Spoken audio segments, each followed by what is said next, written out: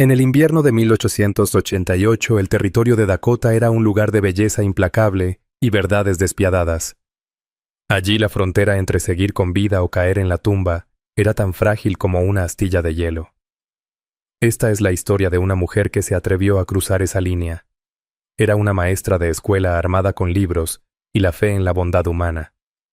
Cuando una ventisca intentó arrebatarle la vida a un niño lakota perdido, ella se enfrentó a la tormenta. Lo rescató, pero con ese acto encendió un incendio de miedo y prejuicio en su propio pueblo. 2 días después, cuando el amanecer iluminaba las llanuras cubiertas de nieve, 50 guerreros lakotas se alzaron en el horizonte. No habían llegado por un tratado. No buscaban víveres. Venían por ella. El primer copo de nieve de aquel día fue un engaño. Era un cristal perfecto que descendió suavemente y quedó pegado en la ventana helada de la escuelita de Cottonwood Creek, tan frágil como una promesa. Vivian Hayes se detuvo en medio del abecedario escrito con tiza, observando cómo se derretía.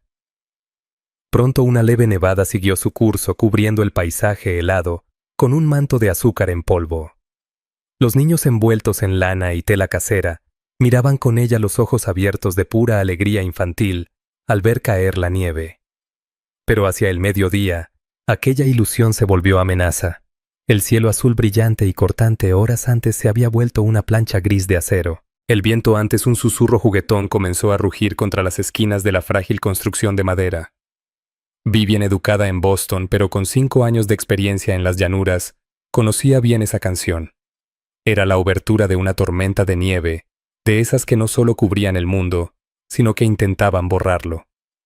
Muy bien, todos, anunció con voz serena, pero firme, cortando el aullido del viento. Recojan sus cosas ya. Micah Thomas, asegúrate de que tus hermanas vayan bien abrigadas. Hoy el aire muerde. Ayudó a los más pequeños a ponerse abrigos y bufandas con movimientos rápidos y acostumbrados. Vivian Hayes ya no era la mujer que había llegado por primera vez a Cottonwood Creek. Aquella había sido una viuda dolida huyendo de la compasión sofocante de su familia en Boston, buscando sentido en el oeste bravo. Llegó ingenua con teorías de enseñanza y un baúl de libros, pero sin preparación para los inviernos que destrozaban el alma ni para las tensiones latentes en la frontera. La Vivian de ahora era otra. La pradera había limado su ternura con arena y viento. Sus manos aún finas se habían endurecido. Su mirada era directa, su espíritu firme. Aprendió que sobrevivir en esas tierras no era una idea filosófica, sino un oficio práctico. Se paró en la puerta cuando la última niña, la pequeña Sarah Miller, fue recibida por su padre, un herrero robusto, con los hombros ya cubiertos de nieve.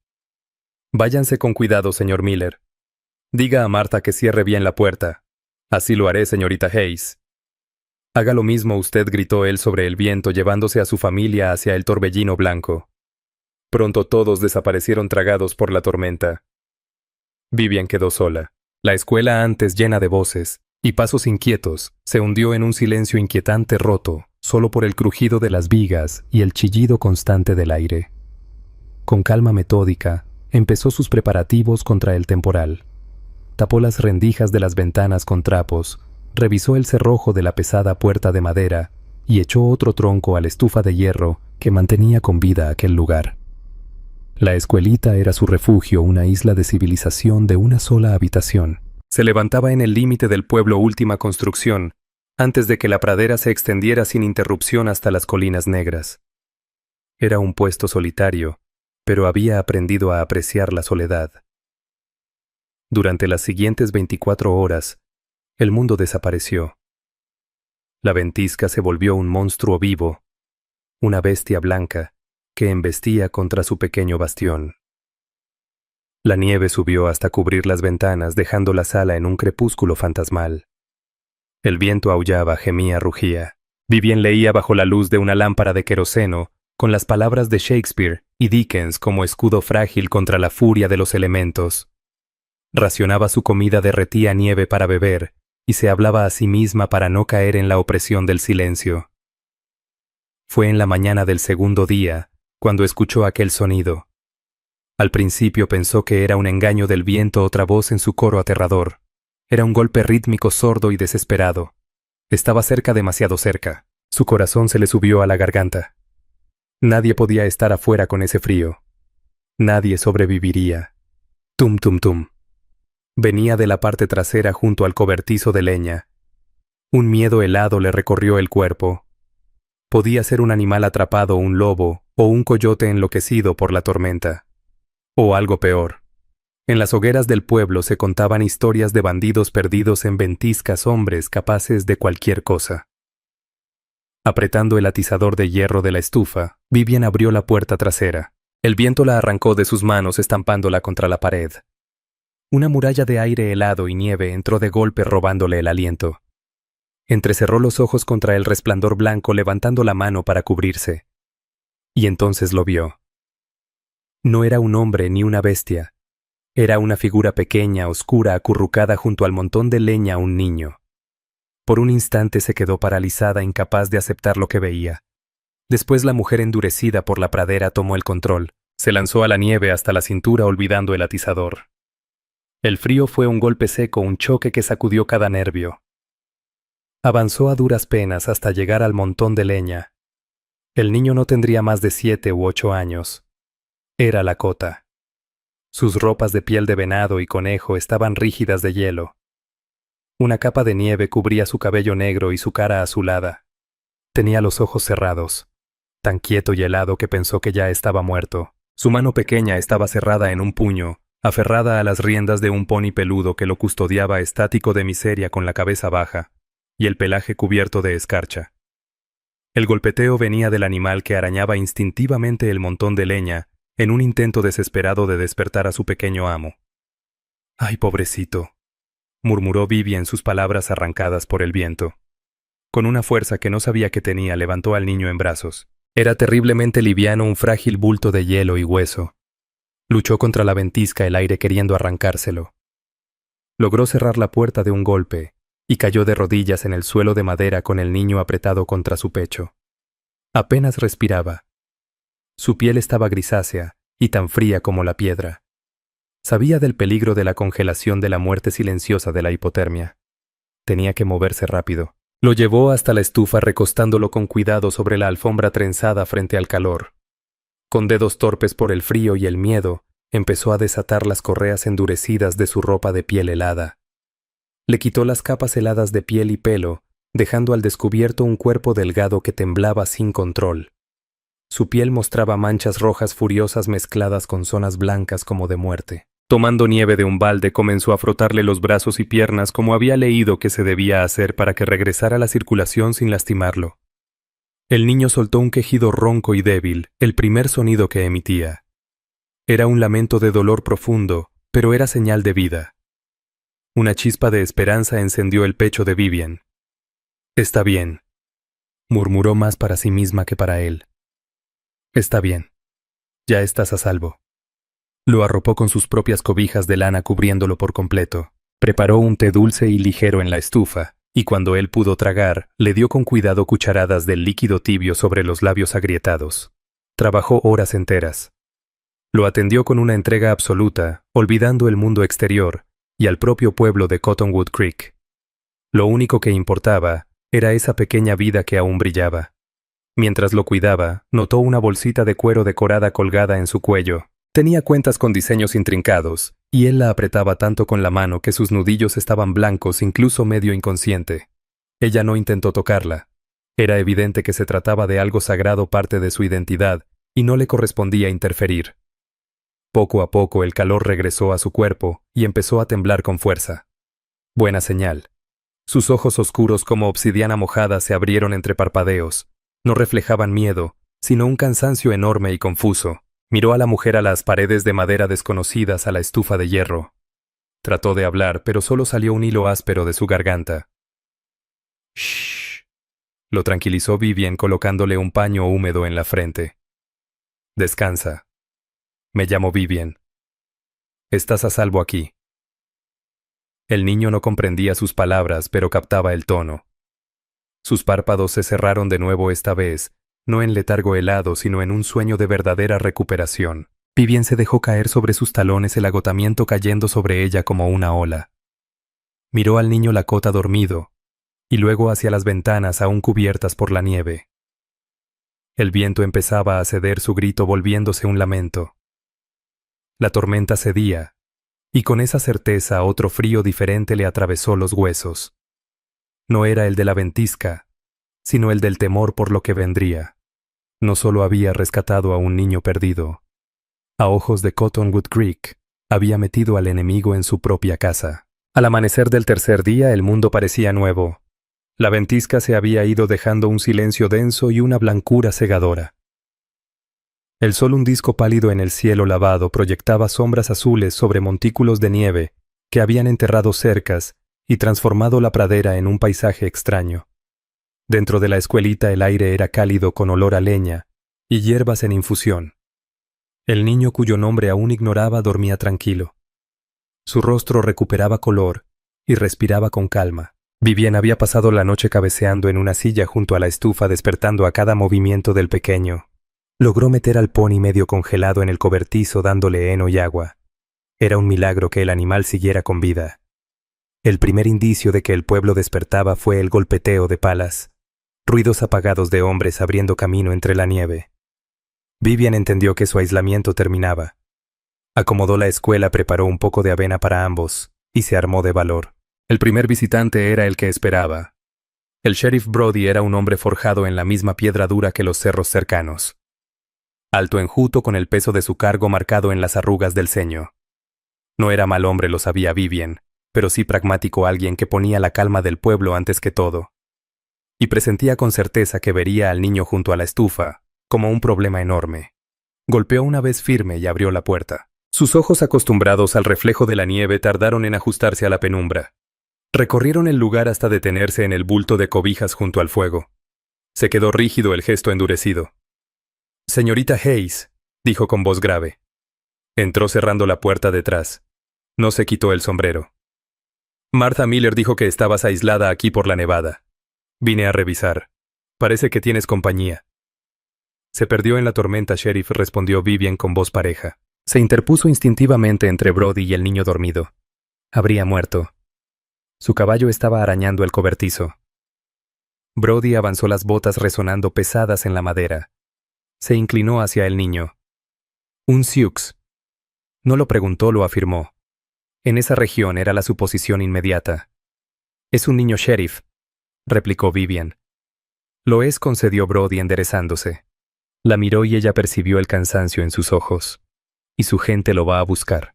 Cuando encuentren las huellas del pony que conducen a este pueblo, ¿qué crees que pensarán?» «Que su hijo fue salvado de la tormenta», contestó ella con un dejo de desafío. Brody soltó una risa seca sin alegría. «Con todo respeto, señorita Hayes ha leído demasiados libros finos del este. Ellos no lo verán así. Nosotros tampoco». Hizo un gesto hacia el pueblo. «Conoce la historia. Sabe de los ataques al norte la primavera pasada. La gente está nerviosa. Un niño indio muerto es una tragedia. Uno, vivo aquí mismo, es una chispa sobre pólvora». Antes de que pudiera responder, la puerta volvió a abrirse. Esta vez era Silas Croft, dueño del rancho más grande de la zona, el Triple C. Hombre al que la riqueza no ablandó, sino que endureció en prejuicios. Ancho de espaldas, rostro tosco, ojos claros que no dejaban pasar nada. Había perdido a un hermano en una escaramuza contra Cheyennes 10 años atrás y había alimentado su odio desde entonces. Lo acompañaban 2 rancheros de los suyos, tallados con la misma dureza desagradable. «Brody, me enteré», empezó Croft. Luego su vista cayó sobre el niño. Una mueca de veneno puro cruzó su cara. «Maldita sea. ¿Qué demonios hace esa cosa aquí?» «Es un niño, señor Croft», dijo Vivien con voz tan cortante como el vidrio. «Y esto es una escuela. Cuide sus palabras». Croft bufó ignorándola y miró al sheriff. «¿Qué va a hacer con esto, Brody? No puede dejarlo aquí. Todo el pueblo está al borde». La noticia corría más rápido que el viento. La puerta se llenó de rostros curiosos y asustados. La señora Gable, esposa del tendero, apareció al frente, los ojos grandes entre miedo y chisme. «Vendrán por él», susurró en voz alta para que todos escucharan. «Habrá un ataque. Nos quemarán en nuestras camas». Un murmullo recorrió a la multitud. El miedo, entendió Vivien, era una enfermedad y Silas Croft, su propagador más ansioso. «Todos cálmense», dijo Brody levantando la mano. pero su autoridad sonaba frágil quebradiza. Déjenme encargarme yo. Encargarse como exigió Croft. Entrégame al chamaco. Mis hombres y yo lo llevaremos unas millas fuera del pueblo. Su gente lo hallará ahí. Es lo más seguro. La intención no dicha flotó como plomo en el aire dejarlo en la nieve, permitir que la pradera acabara con él. De ninguna manera, replicó Vivian, la voz vibrando de furia. No lo tocarán. Está bajo mi protección. Croft avanzó un paso, el rostro endurecido por la rabia. Tu protección. Es usted una mujer sola en una caja de madera, señorita Hayes. No tiene idea de lo que ha hecho. Sus ojos descendieron al niño, y por un instante Vivian vio en ellos algo distinto al odio. Un destello de codicia, una mirada fija y ansiosa, clavada en la pequeña bolsa de cuero que el muchacho dormido apretaba contra sí. Fue solo un segundo, pero estaba allí. Tiene razón, señorita Hayes, dijo ahora el sheriff con tono de súplica. Esto va más allá de usted y del niño. Se trata de la seguridad de Cottonwood Creek. La seguridad de él es mi única preocupación ahora, replicó Vivian con firmeza. Y lo que necesito es un doctor, no una turba. La mención de un médico abrió paso a una nueva figura entre la multitud. El doctor Elias Vance, hombre callado y reflexivo de ciencia más que de pistolas, siempre parecía desentonar entre rancheros duros y colonos curtidos. Traía su maletín negro y un aire de cansancio profesional. Déjenme pasar, pidió con voz sin alarde pero con autoridad tranquila. Entró en la escuelita evaluando la escena con mirada clínica. Sheriff Silas, ¿qué pasa aquí? Sus ojos hallaron al niño y se inclinó de inmediato. Aléjese de él, advirtió Croft. Está enfermo. Vance lo ignoró apartando con cuidado las cobijas. Revisó el pulso, miró sus ojos, palpó la frente. Tiene una hipotermia severa y congelamiento, pero la fiebre es manejable. Es fuerte. Alzó la vista hacia Vivian.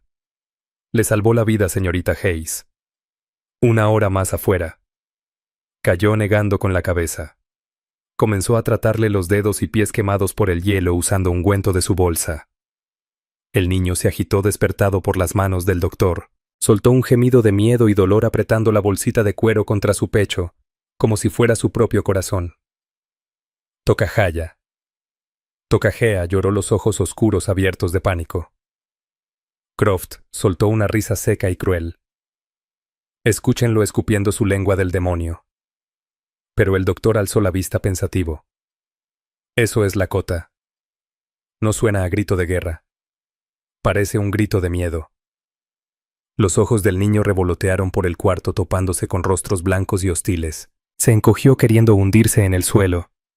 Su mirada encontró a Vivian, la única que le había dado calor y bondad. Instintivamente se arrimó a ella la mano pequeña, agarrando un pliegue de su falda. Ese gesto cambió todo. Era un ruego mudo desesperado por protección. Para Vivian fue el sello de una decisión imposible de quebrar. Para Silas Croft era un insulto intolerable.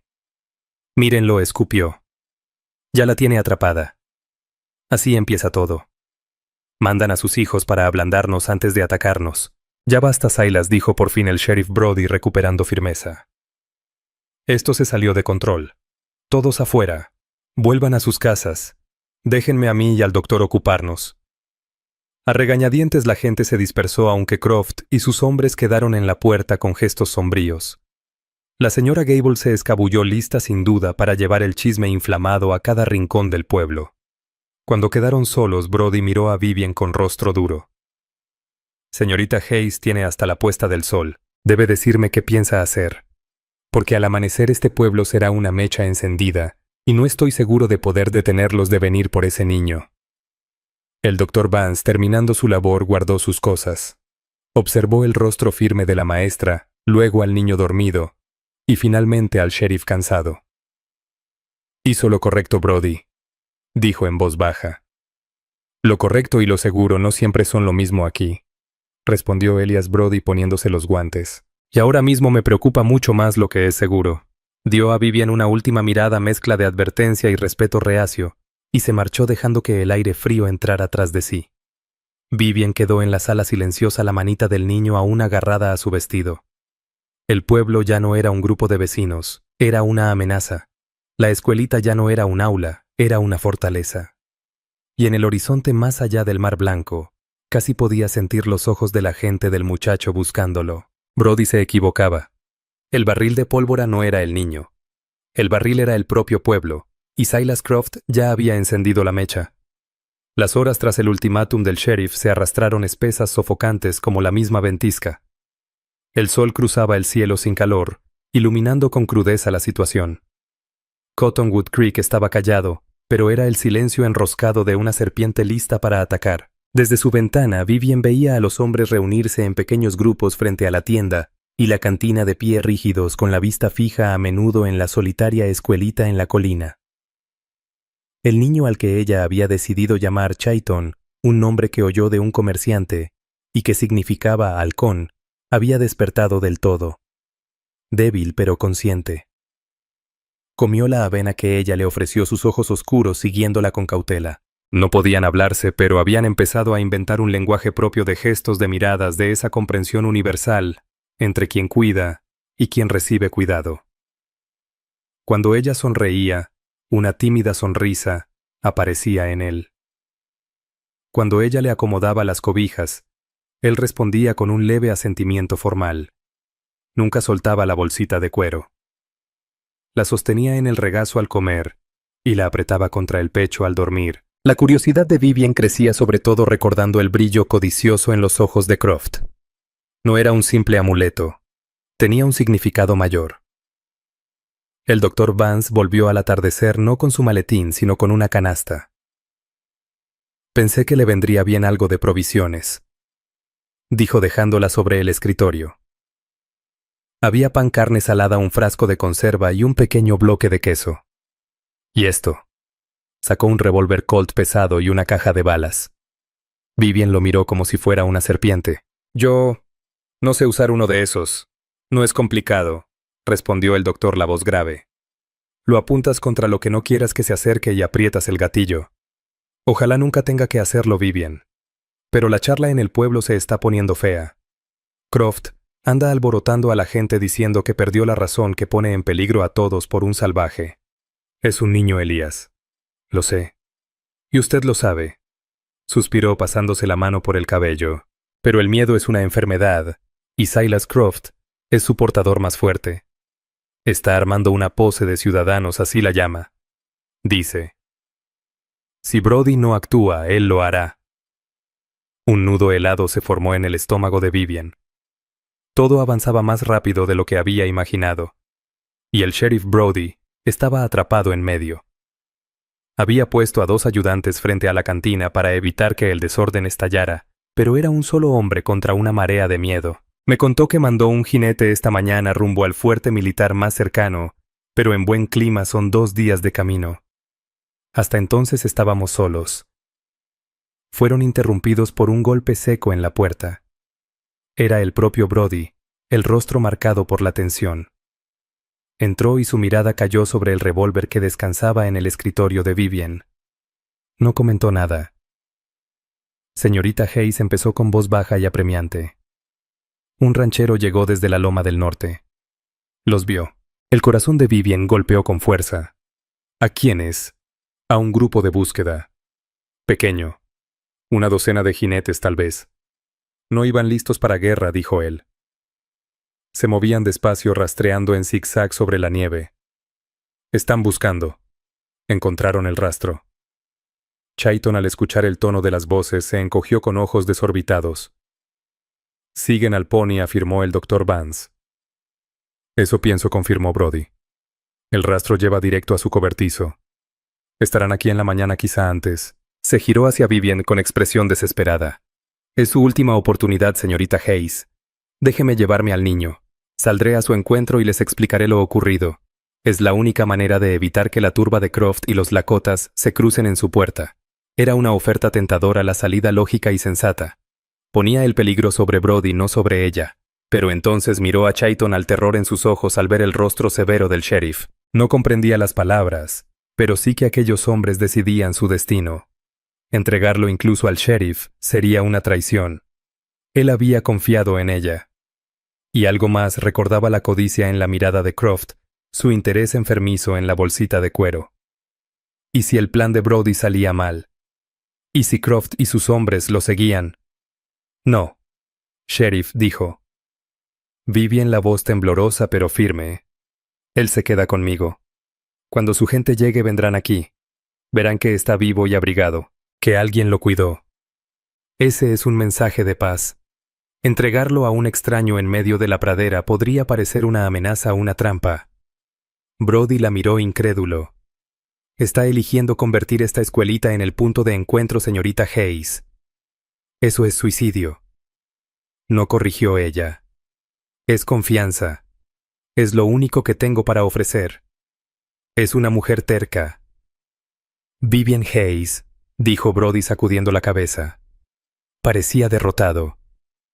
Está bien, hágalo a su manera. Pero no puedo protegerla. No de verdad. Cuando aparezcan en esa loma y el pueblo los vea, no podré contener a Croft. Su gente lo tomará como una invasión. Se marchó, y la rigidez de sus hombros transmitía desesperanza absoluta. Al caer la tarde pintando la nieve de tonos violeta y rosa, el Dr. Vance tomó una decisión. Me quedo, anunció. Elias, no puedes. Tienes esposa. Te verán como traidor. Mi esposa fue quien empacó esa canasta, respondió con media sonrisa. Ella sabe lo que es ser extranjera en tierra ajena. Además, alguien debe estar aquí para distinguir entre un niño enfermo y una declaración de guerra. Ese alguien claramente no es Silas Croft. Se prepararon para un asedio. Atrancaron puertas delanteras y traseras. Vance enseñó a Vivian a cargar y revisar el revólver. Sus manos firmes, las instrucciones claras y precisas. Ella sostuvo el metal frío sintiendo un peso extraño ajeno. Le parecía una rendición a la misma violencia que intentaba evitar. La noche cayó honda y absoluta. La luna era una astilla blanca en un cielo negro, como tinta ofreciendo poca luz. Cottonwood Creek era un puñado de cuadrados amarillos apagados, mientras la escuelita permanecía oscura. Mantuvieron la lámpara baja sin dar blanco fácil. La estufa de hierro era su único consuelo, el resplandor anaranjado, empujando las sombras. Chayton, agotado por el miedo del día, volvió a dormirse. En su sueño murmuraba palabras en su lengua. Frunció el ceño. Una vez extendió la mano y Vivian sin pensar tomó la suya. Sus dedos se cerraron alrededor de los de ella, un gesto reflejo de confianza que le punzó el corazón. Cerca de la medianoche escucharon gritos del pueblo, voces ebrias y furiosas. La turba de Croft. Salya maestra, vociferó a alguien con voz arrastrada y amenazante. Entréganos al salvaje antes de que te raje el cuello mientras duermes. Dánoslo. Nosotros sabremos qué hacer. Vivian y el Dr. Vance se asomaron por rendijas observando la oscuridad. Vieron unas 15 siluetas, algunos con lámparas, otros con rifles. Una masa oscura tambaleante en el borde del terreno de la escuela, contenida solo por la figura solitaria del sheriff Brody, de pie con una escopeta colgando a su lado. «Váyanse a casa», tronó la voz de Brody clara y firme en el aire helado. «Están borrachos y se comportan como tontos. Aquí no hay nada que ver». «No somos tontos», rugió Croft, la voz cargada de rabia y alcohol. «Estamos protegiendo lo nuestro, algo que parece haber olvidado cómo hacer. Brody, ella está ahí dentro con uno de ellos, de los mismos que le metieron una flecha a mi hermano». El enfrentamiento quedó en suspenso. La turba lanzó insultos y amenazas. Brody se mantuvo firme, muralla de una ley cansada. Tras lo que pareció una eternidad, Croft entendió que el sheriff no retrocedería, y que tomar la escuela significaría cruzar una línea sin retorno, disparar contra un hombre jurado por la ley. «Esto no termina aquí». Brody escupió Croft. «Cuando sus parientes aparezcan en esa loma, no vengas llorando cuando empiece la balacera». La turba retrocedió con sus lámparas entre murmuros coléricos, perdiéndose rumbo a la cantina. Vivian soltó un aire que no sabía que retenía. Le temblaban las manos. «Lo dice en serio», susurró el Dr. Vance, el rostro pálido bajo la luz tenue. «En cuanto vean a los Lakotas, todo se va a desatar». Vivian miró al niño dormido, tan pequeño, tan ajeno a la tormenta de odio que había provocado sin querer. Lo había salvado de la nevada de hielo y viento. Ahora tenía que salvarlos a todos de la tormenta del miedo y el rencor. Se acomodó en la silla para otra vigilia interminable. El peso frío del revólver sobre el escritorio, recordándole de manera constante y aterradora lo mal que podía terminar todo. La fortaleza hecha de libros y polvo de gis parecía terriblemente frágil y el amanecer se acercaba. La aurora llegó no como un rubor suave, sino como un desvelo implacable que lo descubría todo. La luz gris empezó a deslizarse sobre las llanuras del este arrancando los últimos colores de la noche y dejando el paisaje en un tono duro, casi de carbón y ceniza. La nieve era un lienzo interminable y blanco, el cielo una tapa de acero opaco. Un silencio espeso cubría todo de esos que pesan en el alma y parecen anunciar algo. Dentro de la escuelita los tres ya estaban despiertos. Vivian le había dado a Chayton el último pedazo de pan con mermelada. Él lo masticaba despacio serio con la mirada desviándose hacia las ventanas como si presintiera lo que se acercaba. El doctor Vance permanecía de pie junto a la ventana principal firme como un guardia cansado sorbiendo un café tibio. En el pecho de Vivian, en lugar de miedo, comenzaba a asentarse una calma rara. Ya no quedaba espacio para dudas, las consecuencias venían cabalgando con la luz del amanecer. Fue el doctor quien los vio primero. Vivian murmuró sin levantar la voz, sin rastro de pánico, pero cargado de gravedad. «Tienes que mirar esto».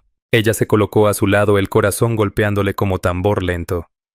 Se asomó hacia el horizonte marcado por la loma al norte. Primero nada solo la línea cortante de la sierra contra el cielo pálido. Luego apareció una silueta oscura. Después otra. Y otra más. Surgían de los pliegues de la pradera como fantasmas levantándose de la tierra. No eran una docena como había contado aquel ranchero. La partida había crecido. Coronas de jinetes aparecían y se detenían en lo alto recortados contra la mañana. Eran una visión impresionante y aterradora. No había desorden en ellos. Permanecían sobre sus ponis formando una línea extensa silenciosa, una imagen viva de disciplina y fuerza. Vivian empezó a contar 10, 20, 30, hasta que se le cortó la respiración. Debían ser 50. 50 jinetes con el aliento dibujando nubes en el aire helado, lanzas adornadas con plumas negras que temblaban bajo la brisa. No se distinguían los rostros, pero su quietud colectiva resultaba más amenazante que cualquier grito de guerra. En Cottonwood Creek el pánico se desató de inmediato. Un hombre salió de la herrería gritando luego otro. Se abrieron puertas y la calle polvorienta se llenó de gente, rostros marcados por el terror y la amarga confirmación de sus miedos. Era lo que esperaban.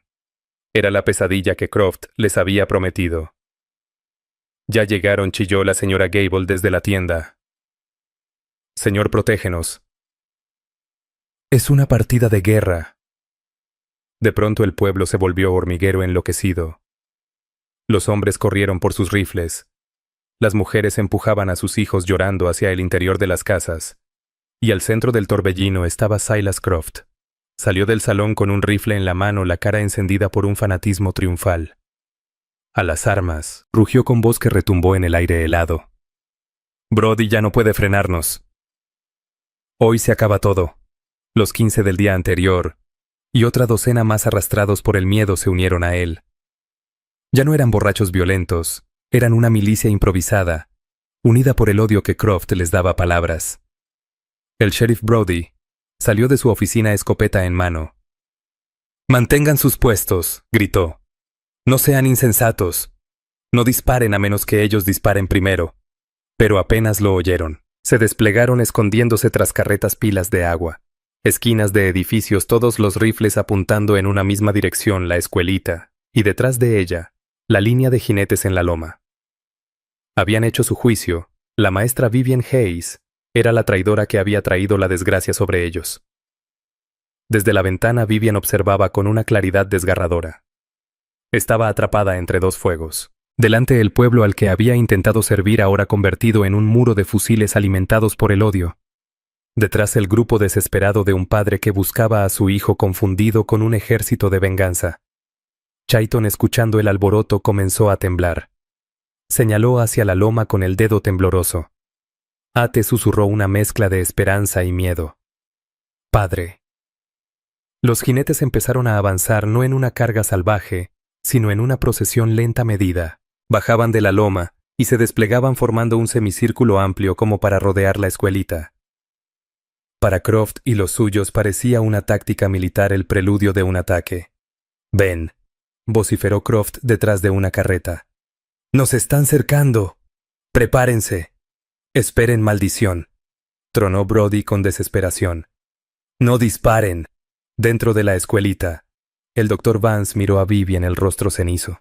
«Esto es el final», dijo. «Cuando se suelte el primer tiro, este valle se va a bañar en sangre. La tuya, la nuestra, la de ellos. No importará de quién». Vivian miró el revólver sobre el escritorio. Luego vio el rostro aterrorizado de Chayton. Miró hacia el pueblo dispuesto a matar en nombre de la seguridad, y hacia los jinetes que habían venido solo por un niño perdido a punto de recibir una lluvia de balas. Ella ya había elegido días atrás cuando sacó al pequeño de la tormenta. Lo confirmó al negarse a entregarlo al sheriff, y ahora debía llevar esa decisión hasta el final, pasara lo que pasara. Había que romper la cadena de malentendidos, y solo alguien podía hacerlo. «Quédate aquí con el niño», le ordenó al doctor la voz firme. «Atranca la puerta. No la abras a nadie más que a mí. Vivian». «¿Qué vas a hacer?», preguntó él, los ojos abiertos por el espanto. «Voy a detener esto», respondió ella. Se ajustó el chal de lana pesada sobre los hombros. Miró por última vez a Chayton regalándole una sonrisa pequeña forzada que no sentía. Y caminó hacia la puerta. No tomó el arma. Puso la mano en el cerrojo, respiró hondo y salió al resplandor cruel del día. El instante en que Vivian Hayes cruzó el umbral, un murmullo ahogado recorrió la nieve. Para los vecinos era una locura. Para Croft, la traición definitiva. Para Brody, un acto de necedad absoluta o de valor imposible. Se detuvo en el pequeño porche de madera, figura oscura en un mundo de blanco. El aire gélido le cortaba los pulmones. No miró al pueblo ni a los hombres armados tras sus trincheras improvisadas. Mantuvo la vista fija en los jinetes que se acercaban. Ya estaban lo bastante cerca para distinguir las pieles gruesas de sus ropas de invierno, el vapor que salía de los hocicos de los caballos, las expresiones graves e indescifrables de sus rostros. Al verla aminoraron el paso hasta detenerse tal vez a 200 metros. Observaban expectantes. Desde el centro de la línea, un jinete adelantó a su pony. El líder. Era un hombre de presencia imponente, el rostro endurecido por el dolor y la autoridad, los hombros cubiertos por una piel de bisonte. No llevaba fusil, solo una lanza con pluma de águila erguida como señal de mando. Vivian comprendió. Era el padre del niño. «Señorita Hayes, regrese adentro». La voz del sheriff Brody cortó el silencio como látigo. «Por amor de Dios, mujer, ¿qué está haciendo?». «Se está rindiendo ante ellos», aulló Croft con desprecio venenoso. «La traidora muestra sus verdaderos colores». Vivian no escuchó a ninguno. Bajó un peldaño del pórtico, y luego otro, sus botas hundiéndose en la nieve espesa. Avanzó despacio con paso firme hacia el claro que separaba a los dos bandos armados. Cada movimiento era un acto de pura determinación. Sentía las mirillas del pueblo apuntando a su espalda, y los ojos gélidos de los guerreros Lakota fijos en su frente. Se sabía frágil como un delgado hilo que impedía que dos fuerzas descomunales chocaran. Caminó 50 metros, después 100. La escuelita quedó atrás, el murmullo del pueblo apenas se escuchaba. Estaba sola en aquella inmensa arena blanca. Se detuvo. Percibía la mirada del jefe penetrante, interrogante. Aunque sus palabras no serían entendidas, confiaba en que el lenguaje de una madre de alguien que protege era universal. Alzó las manos vacías, palmas hacia adelante, gesto de paz, reconocido en toda cultura de frontera. Luego giró lentamente la cabeza y miró hacia la escuela. Señaló en su dirección. Llevó la mano al pecho y meció los brazos imitando el arrullo de un niño. Finalmente, del corazón al jefe, un mensaje claro. Tu hijo está a salvo. Yo lo he cuidado. El líder la observó impasible. Pasó un instante interminable. El silencio parecía quebrarse de tan tenso. Entonces tras ella estalló el grito que más temía. «¡Es una trampa!», rugió Silas Croft, presa de su paranoia. «Está dando señales. ¡Abran fuego!». Un disparo resonó en el aire helado. No apuntó a los Lakota. Fue una descarga de advertencia, pero bastó para romper la tregua. Los guerreros bajaron sus lanzas listos para lanzarse. Los hombres del pueblo levantaron sus rifles. «No disparen, malditos», tronó Brody, la furia en su voz. pero el pánico ya había tomado el control. Cuando el segundo tiro estaba por estallar, la puerta de la escuela se abrió de golpe. El Dr. Vance apareció con Chayton en brazos envuelto en una manta. El niño, al ver a su padre, lanzó un grito desgarrador. Tate. Aquel solo vocablo cortó la tensión como un cuchillo. El rostro pétreo del líder se quebró. Un alivio inmenso le invadió la mirada. Dio una orden breve en su lengua y sus guerreros no cargaron. Levantaron de nuevo las lanzas. La amenaza se disipó por un momento. Pero Croft no pensaba ceder. Al ver al niño, su ambición se impuso sobre el miedo. La bolsa vociferó. «¡Es un truco! ¡Usan al niño de escudo!». Salió de su escondite y corrió directo hacia el Dr. Vance. No apuntaba contra los Lakota, su blanco era el niño. «¡Entrégame al chico!». El sheriff Brody, comprendiendo al fin las verdaderas intenciones de Croft, tomó partido. «Detente, Croft», ordenó. El ranchero lo ignoró ya casi alcanzando el pórtico. Pero Vivian, al verlo, reaccionó de inmediato. Corrió entre la nieve y lo interceptó en el umbral. Se abalanzó sobre él sujetando el rifle y forcejeando.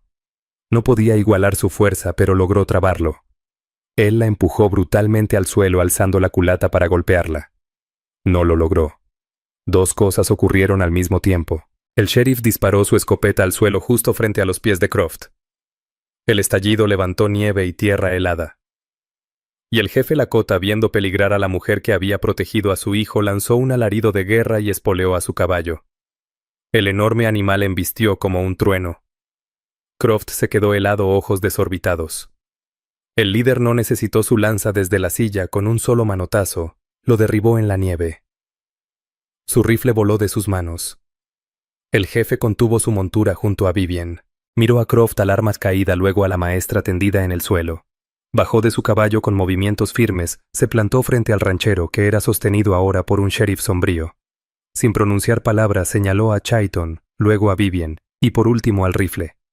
El mensaje era evidente. Este niño estaba perdido. Esta mujer lo salvó. Tú intentaste acabar con ambos. Le dio la espalda a Croft, gesto de desprecio absoluto. Se acercó a Vivian y le ofreció la mano. Ella la tomó, y él la levantó con sorprendente suavidad. Dijo algo en su lengua profundo y solemne. Ella no entendió las palabras, pero sí el respeto y el reconocimiento en su voz. Después caminó hacia su hijo. El niño corrió y se hundió en su abrazo, ocultando el rostro en la piel de búfalo de su padre. El guerrero lo estrechó fuerte. Ante todos fue una reunión silenciosa y poderosa. Luego tomó el pequeño saquito de cuero del cuello del niño. No lo abrió. Lo alzó para que todos lo vieran y señaló hacia las colinas negras a lo lejos. Pronunció una sola palabra: Makoshicha. El Dr. Vance murmuró a Vivian. No es un mapa del tesoro. Es el mapa de sus tierras sagradas de invierno, las que el gobierno niega que existan. Croft lo sabía. Por eso su obsesión. No era por un niño perdido, sino por arrebatárselas.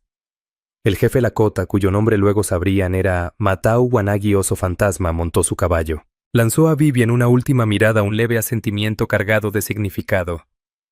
Con su hijo frente a él y sus 50 jinetes, dieron media vuelta y se alejaron no como un ejército invasor, sino como una familia reunida. Se desvanecieron tras la cresta, dejando atrás un pueblo atónito, un ranchero humillado bajo custodia del sheriff, y una maestra sola en la nieve. Su corazón al fin en calma. La crisis había terminado, pero Vivian Hayes, al ver los rostros del pueblo, supo que para ella la historia apenas comenzaba. La historia de Vivian Hayes y los 50 jinetes no es solo un relato de la frontera perdida. Es un recordatorio de que las tormentas más peligrosas no siempre son de nieve, sino de miedo y prejuicio. Y que la verdadera valentía no consiste en empuñar un arma, sino en sostener los principios cuando el mundo exige que los abandones. La compasión de una mujer se convirtió en un muro de resistencia. La vida de un niño fue la delgada frontera entre la paz y una matanza. En un mundo dividido en blanco y negro, ella se atrevió a reconocer la humanidad que existía en medio. Si esta historia de valentía frente a lo imposible te conmovió, ayúdanos a difundirla. Dale me gusta a este video, comparte tu opinión en los comentarios, y y suscríbete a nuestro canal para descubrir más relatos reales de los rincones olvidados de la historia. Cada clic nos ayuda a mantener vivas estas memorias que no deben perderse. Gracias por acompañarnos.